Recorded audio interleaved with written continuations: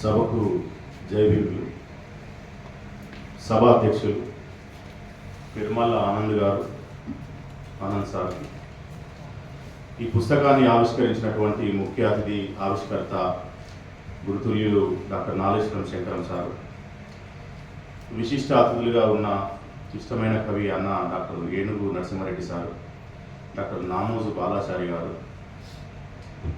అట్లాగే ఆత్మీయ అతిథులు తెలంగాణ ఉద్యమంలో దొరికిన మాకు రూప్ కుమార్ సార్, అలాగే మరొక అన్న డాక్టర్ తండు కృష్ణ కౌండిన్య గారు, నా మిత్రులు రాపోలు సీతారామరాజు గారు, మరొక పెద్దలు అన్న ఏబూషి నరసింహ గారు, సభలో ఉన్న సాగర్ల సత్తన్న, సాహితీ మిత్రులు చాలామంది పెద్దలు ఉన్నారు, గుడిపాటి సారు, మా హరగోపాలన్న, జేపీ గారు, కాంచనపల్లి సారు, పెద్దలందరికీ కూడా శుభ సాయంత్రం. ఆనంద్ సారు చాలా ఉద్వేగాన్ని దాచుకొని సభని నడిపిస్తూ ఉన్నారు. నేనేమనుకున్నా అంటే ఒక సంతాప సభలాగానే ఉంటుందేమో ఇది, ఎందుకంటే స్వామన్న లేడు, ఆయన లేకుండా ఆయన పుస్తకాన్ని మనం ఆవిష్కరించుకుంటున్నాం కాబట్టి అది చాలా భావోద్వేగంగా ఉండి ఉంటుంది.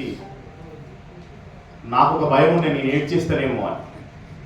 ఎందుకు అంటే స్వామన్నతో ఉన్న అనుబంధం అట్లాంటిది, ఆయన మంచితనం అట్లాంటిది.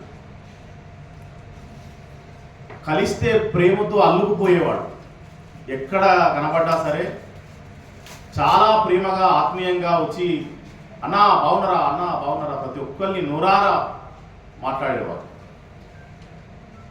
అది నన్ను చాలా తక్కువ మంది ఉంటారు, సాహిత్యకారుల్లో కూడా చాలామంది జలిస్తూ ఉంటారు, కానీ చాలా ప్రేమగా ఆత్మీయంగా అల్లుకుపోయేటటువంటి తనం నేను ఆయన దగ్గర చూసినా, మనందరం కూడా చూసినాం. బహుశా నాగార్జున సాగర్లో తెలంగాణ కథ మీద ఒక 2 రోజుల పాటు వర్క్షాప్ పెడితే ఆ వర్క్షాప్ వచ్చాడు, అందరితోటి తలలో నాలుగలాగా కలిసి మెలిసి తిరిగిండు. రిటర్న్లో వచ్చేటప్పుడు చాలా ప్రేమగా ఆత్మీయంగా మిమిక్రీ చేసిండు, పాటలు పాడిండు, మల్టీ టాలెంటెడ్, ఏది దాచుకునేటోడు కాదు, చాలా ఓపెన్గా ఉండేది. అట్లాంటి మనిషి సడన్గా మాయమైపోతే అసలు నేను షాక్ అయిపోయినా. వాట్సాప్లో ఫోటో చూసి మండల స్వామి గారు ఇంకా లేరు అని చెప్పేసి అంటే నేను నమ్మలేకపోయాను. ఎందుకంటే ఆయనకి ఇంకా ఒక 20-30 ఏళ్ళు బతకాల్సినోడు, అంత కెరీర్ ఉండాల్సినోడు. అట్లాంటిది ఆయన సడన్గా ఎట్లా చనిపోయాడు అని చాలా బాధ కలిగింది. అయితే ఈ పుస్తకం తెచ్చిన సందర్భంలో నాకు సాగర్ల సత్తన్న ఫోన్ చేసి నువ్వు ఆయన కథల మీద మాట్లాడాలి అన్న అంటే నేను ఆయనకు ఒకటే మాట చెప్పిన, స్వామన్నను తిరిగి మీరు బతికిస్తున్నారన్న, అందుకు మీకు దండాలు అని చెప్పిన. చాలామంది స్నేహితులు అట్లా ఉండరు, ఏదో మొహమాటానికి దండేసి దండం పెట్టుకొని పోయే బ్యాచ్ చెయ్యాలి, బతుకున్నప్పుడు సస్తే బాగుండు అనుకుంటూ ఉంటారు చాలామంది స్నేహితులే. చాలా పెద్ద పెద్దోళ్ళని చూసిన నేను, చాలా బయటికి ప్రేమ నటించి సావంగానే వ్యాసాలు రాసిన వాళ్ళని చూసిన, మళ్ళా బతుకున్నాగానే వాడు ఎప్పుడు వస్తాడని చూసిన వాళ్ళని చూసిన, సచ్చినాకనే చాలా గొప్పడని వ్యాసాలు రాసిన వాళ్ళని చూసిన. అంతటి దుర్మార్గమైనటువంటి సమాజంలో మనం ఉన్న సమయం ఇది. ఇలాంటి సమయంలో ఒక మిత్రులుగా ఆయన పుస్తకాల్ని ప్రింట్ చేసేటటువంటి బాధ్యత, ఎవరి పుస్తకాలు వానికేసుకోనికే కష్టం ఉన్నది. మా గురిపాటి సార్ చాలా పుస్తకాలు వేస్తున్నాడు, చాలా మందిని ఎంకరేజ్ చేస్తున్నారు, ప్రోత్సహిస్తున్నారు. ఎవరో ఒకరు ముందు పడితే తప్ప పుస్తకం బయటకు వచ్చే పరిస్థితి లేదు. అట్లాంటిది వీళ్ళు అరే మన మిత్రుడు వెళ్ళిపోయింది కదా, ఆయన సాహిత్యాన్ని మనం ఎందుకు తేవద్దు అనేటటువంటి ఒక పట్టుదల చూసినావా, ఆ పట్టుదలకి మనం హ్యాట్స్ ఆఫ్ చెప్పాల్సినటువంటి అవసరం ఉంది. నేను సాగర్ల సత్తన్నకు అన్న మీరు ఆయన బతికిస్తున్నారని మెసేజ్ పెడితే నాకు రిప్లై ఇచ్చాడు, ఇది ఒక్కటే కాదన్నా ఇంకా 5 పుస్తకాలు ఉన్నాయి, అవి కూడా పబ్లిష్ చేయబోతున్నాము అన్నాడు. ఇంకా 5 పుస్తకాలు. ఎంత గొప్ప ప్రేమ గల మనుషులండి, ఇంత గొప్ప ప్రేమ కలిగిన వాళ్ళు దొరకడం నిజంగా స్వామన్న అదృష్టం అని చెప్పాలి. ఎందుకంటే ఆయన సాహిత్యాన్ని, ఆయన వ్యక్తిత్వాన్ని అంతగానో ప్రేమించిన వాళ్ళు కాబట్టే వీళ్ళు అంత శక్తి మేరకు ఈ పుస్తకాన్ని తీసుకొచ్చేటటువంటి పని చేస్తున్నారు అని చెప్పి నాకు అనిపించింది. అయితే స్వామన్న చాలా పెయిన్ఫుల్ లైఫ్ నుండి వచ్చింది. దళితుడిగా చాలా కుల అవమానాలు, ఇంతకుముందు మా పెరుమాళ ఆనంద్ సార్ చెప్పినట్టు అనేక అవమానాలు పడ్డటువంటి నేపథ్యంతో పాటు చాలా పేదరికాన్ని అనుభవించాడు. నేను ఆయన సావుకి ఆ గుర్రంగూడకి వచ్చినప్పుడు ఆడ మా సాగర సత్తన్న వీళ్ళందరినీ కలిసి ఎట్లా అసలు ఆయన ఎట్లా టీచర్ అయిండు అని చెప్పేసి అంటే, ఒక టైలర్ దర్జీగా బట్టలు కుడుతూ ఆయన చదువుకున్నాడు, తమ్ముళ్ళని చెల్లెళ్ళని చదివించిండు, అట్లా చదువు విలువని గుర్తించి ఆయన ఇక్కడ దాకా వచ్చిండు అని చెప్పేసి అంటే నేను చాలా ఆశ్చర్యపోయినా. ఎందుకంటే దళితులు చేయలేని పని అది. వాళ్ళు వేరే పనులు ఏమైనా చేయొచ్చు, కానీ ఒక దర్జీ కులానికి సంబంధించిన ఒక కులవృత్తిని పట్టుదలతోటి రాత్రింబవళ్ళు మేల్కొని నేర్చుకొని పండుగలప్పుడు దసరా వచ్చినా సంక్రాంతి వచ్చినా చాలా బర్డెన్ ఉంటుంది. అట్లాంటి పని చేసుకుంటూ చదువుకున్నాడు అని చెప్పేసి అంటే నాకు చాలా ఆశ్చర్యం అనిపించింది. అంటే అఫ్కోర్స్ వెనుకబడ్డ దేశంలో, వెనుకబడ్డ ప్రాంతాల్లో, వెనుకబడ్డ కులాల్లో మనందరి జీవితాలు ఇట్లాగే ఉంటాయి, చాలా పెయిన్ఫుల్ లైఫ్స్. ఆ లైఫ్ నుండి జీవితాన్ని ఎదిరీది గెలిచి నిలబడ్డటువంటి వ్యక్తిగా నేను మండల స్వామి గారిని చూస్తూ ఉన్నా. అయితే నా తర్వాత వక్తలు కూడా వారికి ఉన్నటువంటి అనుబంధాన్ని, ఆయన వ్యక్తిత్వాన్ని చాలా చెప్తారు. ఈ పుస్తకానికి ముందు మాటలు రాసినటువంటి ఏను నరసింహారెడ్డి సార్ కానీ, మా నాగేశ్వరం సార్ కానీ చాలా ప్రేమతో రాసిండ్రు. వాళ్ళు ఒక రకంగా చెప్పాలంటే కథల్ని కాకుండా ఆయన వ్యక్తిత్వాన్ని ఎస్టాబ్లిష్ చేసే పని చేసారు. ఆయన ఎట్లా ఉండేవాడు అనేటటువంటి విషయాన్ని చాలా అద్భుతంగా రాసిండ్రు. నల్గొండ జిల్లా కథా సాహిత్యంలో చాలామంది గొప్ప గొప్ప లెజెండ్స్ ఉన్నారు. వాళ్ళందరి యొక్క పరంపరని ఎట్లా ఆయన అందిపుచ్చుకున్నాడు, ఎట్లా తన మార్గాన్ని తానే వేసుకున్నాడు, ఒక దళిత కథకునిగా తాను నిలబడడానికి ఎట్లా ఈ సమాజాన్ని చూసిండు అనేటటువంటి విషయాన్ని చూసినప్పుడు నాకు చాలా ఆశ్చర్యం వేస్తుంది. ఈ పుస్తకానికి టైటిల్ కూడా ఈ ఒట్టి చేపలు అనేటటువంటి నేటివిటీ మన ఊళ్ళల్లో బాగా వాడుకలో ఉన్నటువంటి పదం. అయితే వట్టి అనేది ఒట్టిగా మారింది కదా, చేపలు కూడా చేపలుగా మారాల్సింది. ఎందుకంటే మన ఊళ్ళల్లో చేపలు అంటారు తప్ప చేపలు అనరు. తెలంగాణ మాండలికంలో చేపలనే అంటారు. తర్వాత ఈ బొమ్మ చూసినప్పుడు ఈ బొమ్మ ఎందుకు వేసిర్రు, ఈ పేరుకి దీనికి ఎక్కడ చేపలు కనిపిస్తలేవు కదా అనుకున్నా నేను. కానీ అందులో ఆ కథ చదివిన తర్వాత ఇది కరెక్ట్ బొమ్మలే వేసిర్రు అని చెప్పేసి నాకు అనిపించింది. ఆ జుంపాలయ్యే ఎవడైతే ఉన్నాడో ఆ మంత్రగాని యొక్క బొమ్మని చాలా అద్భుతంగా ఆ పెయింటర్ చాలా గొప్పగా దీన్ని వేశాడు. అయితే నల్గొండ జిల్లాకి తెలంగాణ సాయుధ రైతాంగ పోరాట కాలం నుండి, అంతకంటే ముందు నుండి బిఎన్ శాస్త్రి లాంటి వాళ్ళు రాసినటువంటి నవలా సాహిత్యం కానీ, ఆ తర్వాత కాలంలో వచ్చినటువంటి కథల్ని కానీ మనం చూసుకున్నప్పుడు ఒక ఫ్యూడల్ సొసైటీ యొక్క రిఫ్లెక్షన్స్ని పట్టుకునేటటువంటి ప్రయత్నం చాలా వరకు జరిగింది. ఎందుకంటే ఆ రోజుల్లో ఉన్నటువంటి భూస్వామ్య వ్యవస్థ ఏదైతే ఉందో ఆ వ్యవస్థ తాలూకు ప్రతిఫలనాల్ని రచయితలు కథలుగా, నవలలుగా, కవిత్వంగా మలిచేటటువంటి ప్రయత్నం చేశారు. అందులో బోయ జంగయ్య, ముక్తవరం పార్థసారథి, బోధనం నర్సిరెడ్డి, మేరెడ్డి యాదగిరి రెడ్డి, ఇక్కడే స్కైబాబా సార్, మన గుడిపాటి సార్ ఉన్నారు, స్కైబాబా, దొడ్డి రామ్మూర్తి, భూతముత్యాలు, వేములెల్లయ్య, ఎలికట్టె శంకరు, పాన్మరక అలీబాయ్, ఇప్పుడు రాస్తున్నటువంటి శీలం భద్రయ్య, బండారు శంకరు, నర్రా ప్రవీణు, అజ్మతుల్లా, చందు తులసి, గుండెపంగు వరకుమార్ దాకా. అక్కడి నుండి ఇక్కడ దాకా చూస్తే ఈ కథా సాహిత్యాన్ని ముందుకు తీసుకుపోవడానికి వాళ్ళదైనటువంటి ఒక దృక్కోణంలో, ఇంకా నేను ఎవరిదన్నా పేరు మిస్ అయ్యి కూడా ఉండొచ్చు, అట్లా నల్లగొండ కథకి ఒక ప్రత్యేకమైనటువంటి అస్తిత్వం ఉన్నది, ఒక ప్రత్యేకమైనటువంటి ముద్ర ఉన్నది. ఆ నేపథ్యంలో నుండి ఎదిగి వచ్చినటువంటి కథకుడిగా మనం మండల స్వామి గారిని చూడాల్సి ఉంటుంది. అంటే ఏ సాహిత్యకారుడైనా సరే ఆకాశంలో నుండి ఊడిపడు, తన చుట్టూ ఒక వాతావరణం ఉంటుంది. ఎందుకు ఈ పుస్తకాన్ని నల్లగొండ కథ పాఠశాలకి అంకితం చేసిండు అంటే తను అక్కడ ఏదో నేర్చుకొని ఉండుంటాడు, తనని ప్రభావితం చేసి ఉంటుంది. కాబట్టి ఆ నల్లగొండ మట్టి మనుషులని, అక్కడి సంస్కృతిని అర్థం చేసుకొని దాన్ని కథలుగా మలిచేటటువంటి ప్రయత్నం చాలా గొప్పగా చేసిండు మండల స్వామి అనడానికి ఇందులో ఉన్న 11 కథలే బెస్ట్ ఎగ్జాంపుల్స్.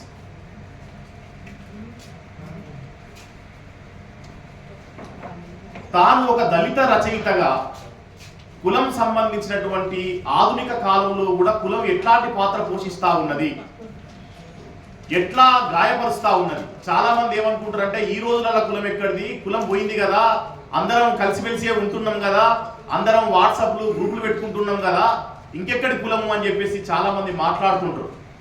చాలా అమాయకంగా ఇవాళైతే కులం లేదు అని స్టార్ట్ చేస్తారు. స్టార్ట్ చేయడమే ఇవాళైతే కులం లేదు అని స్టార్ట్ చేస్తారు. కానీ నాలాంటి ఒక దళిత రచయితకి లేదా మండల స్వామి లాంటి దళిత రచయితకి మాత్రం కులం సంబంధించినటువంటి పీడన చాలా బలంగా తెలిసాయి. ఇంతకుముందే ఆనంద్ సార్ చెప్పిండు, ఇల్లు కిరాయి కోసం పోతే కులం అడుగుతారు అని. స్కై బాబా కూడా వెజిటేరియన్స్ ఓన్లీ అనే కథ రాసిండు. నేను అయినా మనిషి మారలేదు అని ఒక కథ రాసిన. ఇదే నేపథ్యం, అందరి బాధ ఒకటే, సబ్జెక్ట్ ఒకటే. కులం లేదు, కులం ఎక్కడున్నది చెప్పండి అని అడిగే వాళ్ళను నేను అడిగే ప్రశ్న ఏంటంటే, కులం ఎక్కడ లేదో చెప్పండి. వాళ్ళేమో కులం ఎక్కడున్నదని అడుగుతున్నారు, నేనేం అడుగుతున్నా అంటే కులం ఎక్కడ లేదో చెప్పండి అని అడుగుతున్నా. ఎందుకు అంటే ఇవాళ సమస్త రంగాల్ని కులమే శాసిస్తున్నటువంటి సమాజంలో మనం జీవిస్తున్నాం. బాబాసాహెబ్ అంబేద్కర్ ఒక మాట చెప్పిండు. ఏమన్నాడంటే, ఈ దేశంలో నువ్వు ఎక్కడికి వెళ్ళినా నీకు ఎదురొచ్చి నిలబడేది కులమే, కులాన్ని ధ్వంసం చేయకుండా ఈ దేశంలో నువ్వు ఏమీ సాధించలేవు అనేటటువంటి మాట బాబాసాహెబ్ అంబేద్కర్ అన్నాడు. ఆ మాటను పట్టుకున్నటువంటి కథా రచయితగా నేను మండల స్వామి గారిని చూస్తా ఉన్నా మిత్రులా. అది మండల స్వామి గారికి ఉన్నటువంటి దృష్టికోణం. చాలా మంది తాము ఎదిగి వచ్చినటువంటి నేపథ్యాలని మర్చిపోయి రాసేటటువంటి వాళ్ళు కూడా ఉంటారు. నా కులం ఎక్కడ తెలుస్తుందో, నన్ను ఎక్కడ తక్కువ చూస్తారు అని చెప్పేసి అనుకొని ఆ సబ్జెక్టు కాకుండా మిగతా సబ్జెక్టు రాసే రచయితలు కూడా నేను చాలా మందిని చూసిన. వాళ్ళ అస్తిత్వ బాధను కానీ వాళ్ళ సామాజిక బాధ్యతను కానీ పట్టించుకోకుండా రాసేటటువంటి రచయితలు అనేక మంది ఇవాళ మన సమాజంలో ఉన్నారు. ఊళ్ళో చాలా కుల వివక్షతను అనుభవిస్తాడు. ఆయన హైదరాబాద్కి వచ్చి కొంచెం సెటిల్ కాగానే పోస్ట్ మార్టం పోయిట్ రాస్తుంటాడు. ఎందుకు? కులం తెలియదు కాబట్టి. కులం తెలిస్తే ఆయన తక్కువ చూస్తారు కాబట్టి, కులం తెలిస్తే ఆయనకి ఇల్లు కిరా ఇయ్యరు కాబట్టి స్వామన్న కూడా చేసిన పని ఏంటంటే, ఆయన ఏదైతే అనుభవించిండో దాన్నే అక్షరాల్లోకి తీసుకొచ్చిండు. ఈ వట్టి చేపల నిండా అట్లాంటి దుఃఖమే ఉన్నది, అట్లాంటి వేదనే ఉన్నది తప్ప ఈ కథలు కల్పిత కథలు కావు. ఈ కథలు కాలక్షేపం కోసం రాసిన కథలు కూడా కావు. ఈ కథలు చాలా స్పష్టంగా ఏం చెప్తా ఉన్నాయంటే, భారతదేశ సామాజిక వ్యవస్థని అర్థం చేయించేటటువంటి పని చేస్తూ ఉన్నాయి. ఇవాళ మనుషుల మధ్య మానవ సంబంధాలు ఎట్లా మారుతున్నాయో ఒక్కొక్క కథ ఒక ఉదాహరణగా నిలిచేటటువంటి ప్రయత్నం చేస్తుంది. ముఖ్యంగా స్వామన్న ఒక ప్రభుత్వ ఉపాధ్యాయుడు కావడం వల్ల ఆయనలో ఒక ఆదర్శనీయమైనటువంటి టీచర్ ఉన్నాడు. ఆయనకి చదువు విలువ తెలుసు. చదువు విలువతో పాటుగా ఆడపిల్లల యొక్క చదువు విలువ తెలుసు. ఆడపిల్లల చదువులేని విలువని కూడా అర్థం చేసుకుని అనేక కథల్ని చెప్పింది. ఇందులో నాకు ఆడపిల్లల చదువు అంటే ఒక విషయం గుర్తొస్తుంది.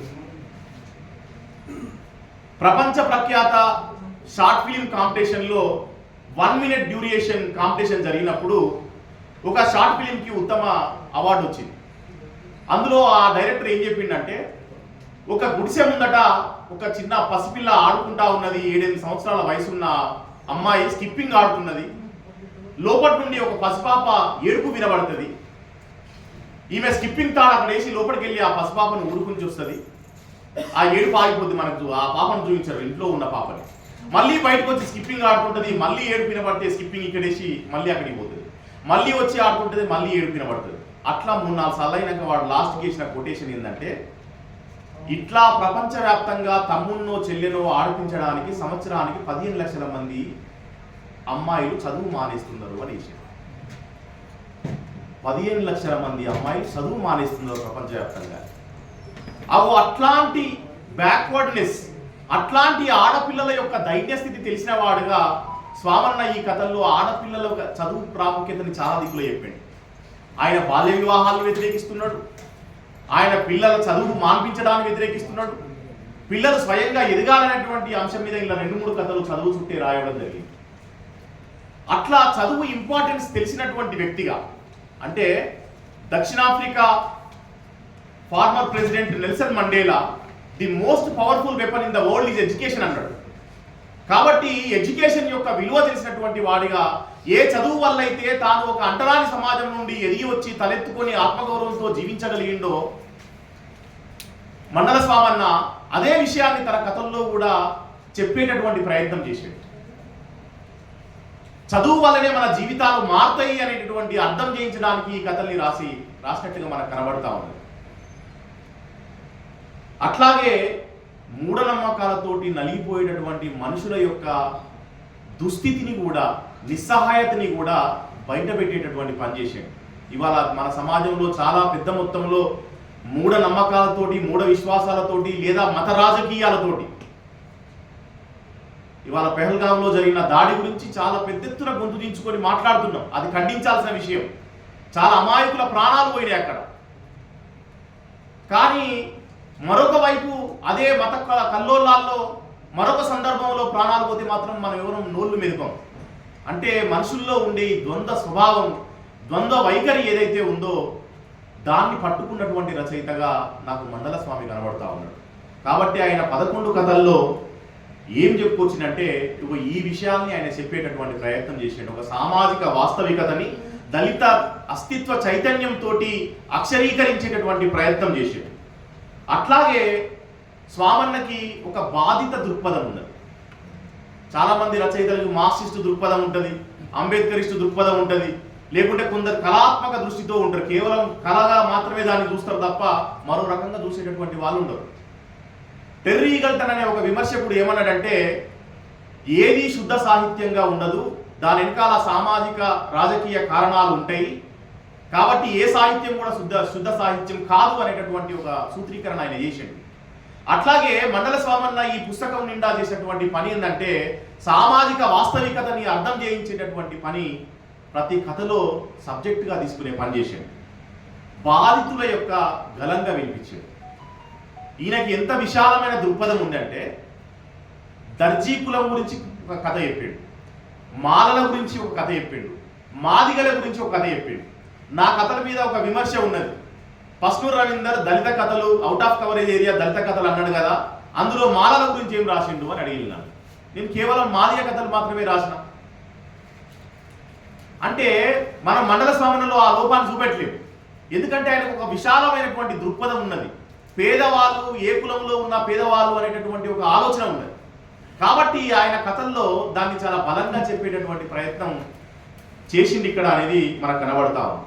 తర్వాత ఆయన కథను నడిపేటటువంటి పద్ధతి, అంటే ఏం చెప్తున్నాడు అనేది వస్తువు అయితే, ఎట్లా చెప్తున్నాడు అనేది శిల్పం అవుతుంది, ఎందుకు చెప్తున్నాడు అనేది దృక్పథం అవుతుంది. ఆయనకి చాలా బలమైనటువంటి ఒక దృక్పథం ఉన్నది. అది సామాజిక చైతన్యంతో కూడుకున్నటువంటి దృక్పథం ఉన్నది. అందుకే ఆయన కథను నడిపించినప్పుడు మన ఊళ్ళల్లో జనాలు మాట్లాడుకునేటప్పుడు ఎట్లా ఉంటుందో, అమ్మలక్కలు మాట్లాడుకునేటప్పుడు అట్లాగే కథ నడిపిస్తాడు. చాలా సింపుల్గా మనం ఒకసారి చదవడం స్టార్ట్ చేస్తే అయిపోయే వరకు మనం ఆగం.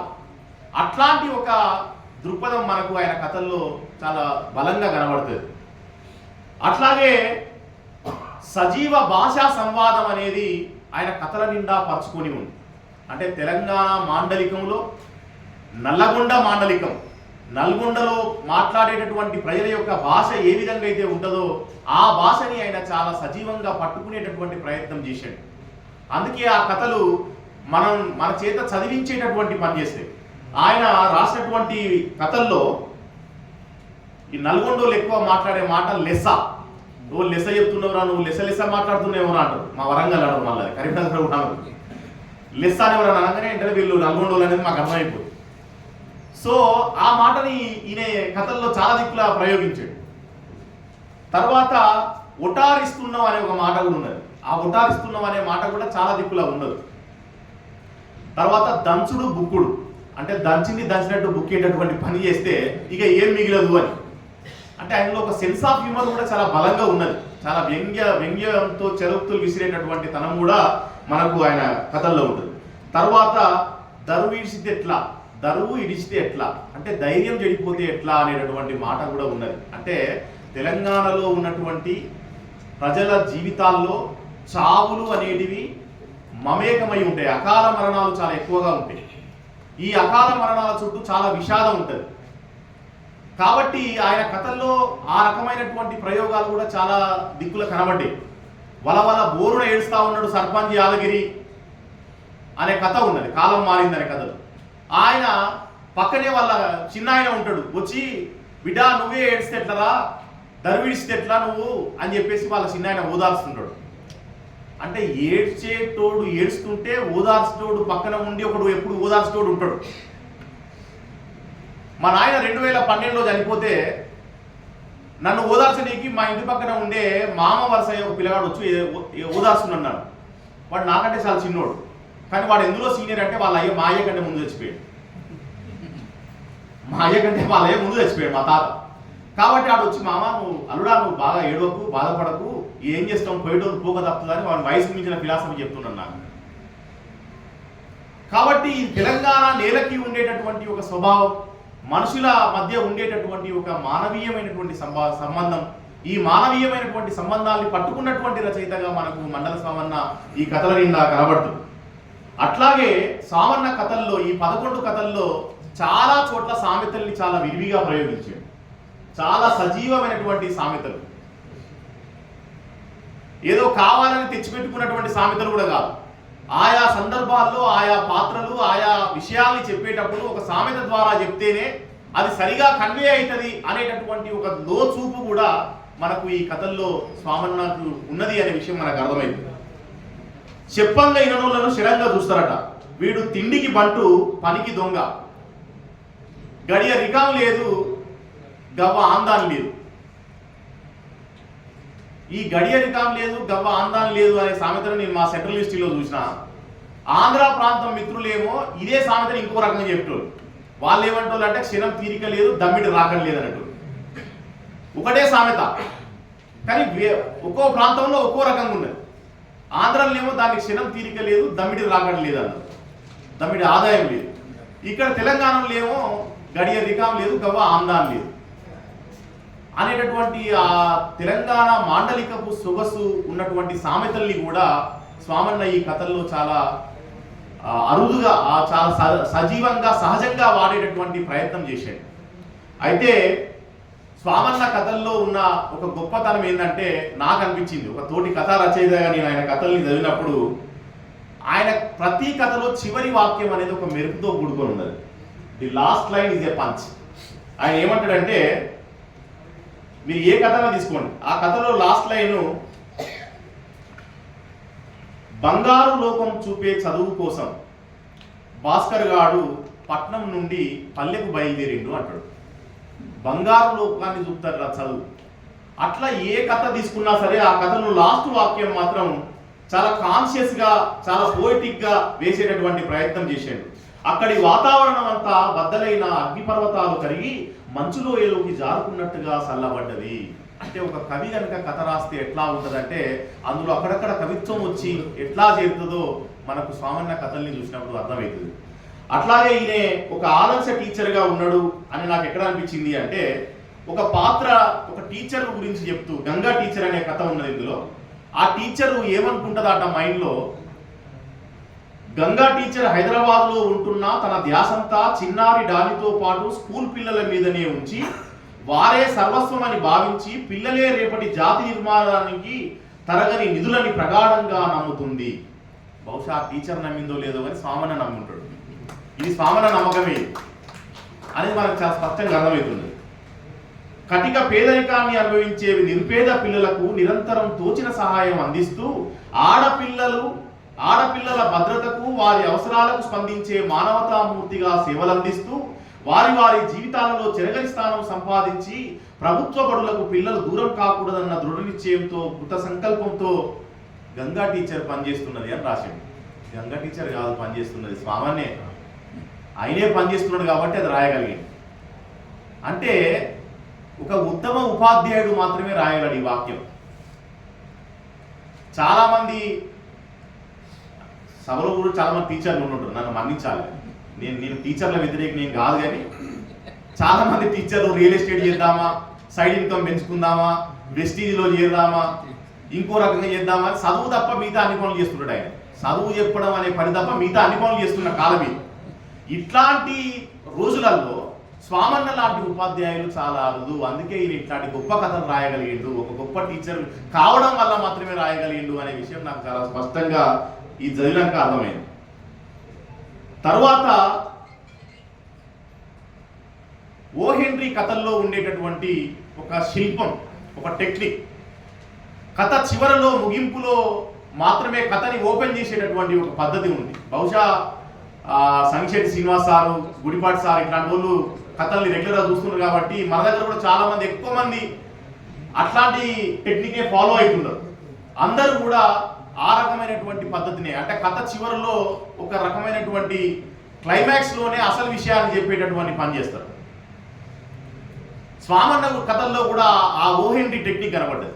ఓ హెన్రీ ఏమని రాసిందట కథ అంటే, ఆమె పొద్దున్నే నిద్రలేసింది, నేను పొద్దున్నే నిద్రలేసిన, ఆమె ఇంకా నిద్రలేవలేదు.